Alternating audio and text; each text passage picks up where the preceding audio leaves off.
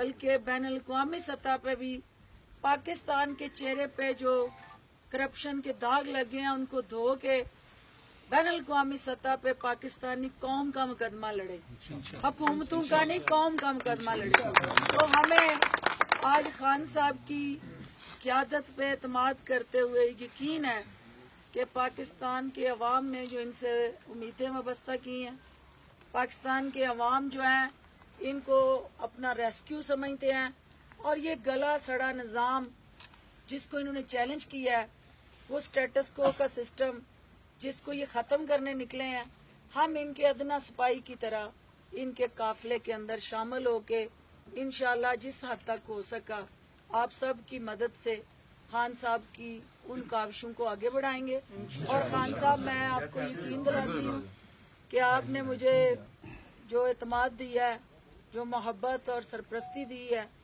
इंशाअल्लाह आपको मायूसी नहीं होगी।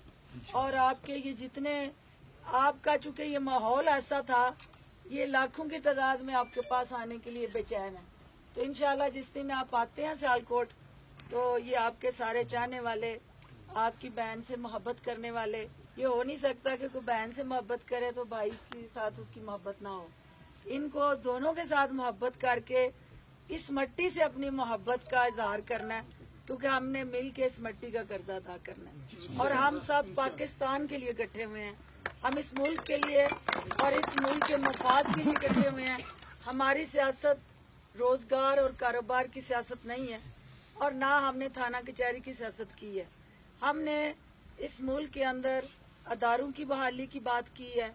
हमने खान साहब के हाथ मजबूत करने हैं कि इन्होंने मेरिट को इंश्योर किया है। केपे की मिसाल आपके सामने है, और हम चाहते हैं कि वो रेप्लिकेट हो, फेवरेटिज्म खत्म हो, लोगों को अहलियत की बुनियाद पर उनका हक मिले, इस मुल्क में इंसाफ हो।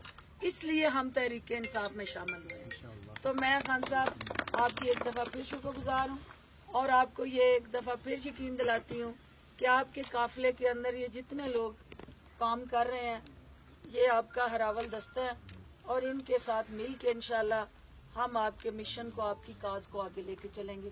बहुत शुक्रिया जी। पाकिस्तान जिंदाबाद, पाकिस्तान तहरीक इंसाफ।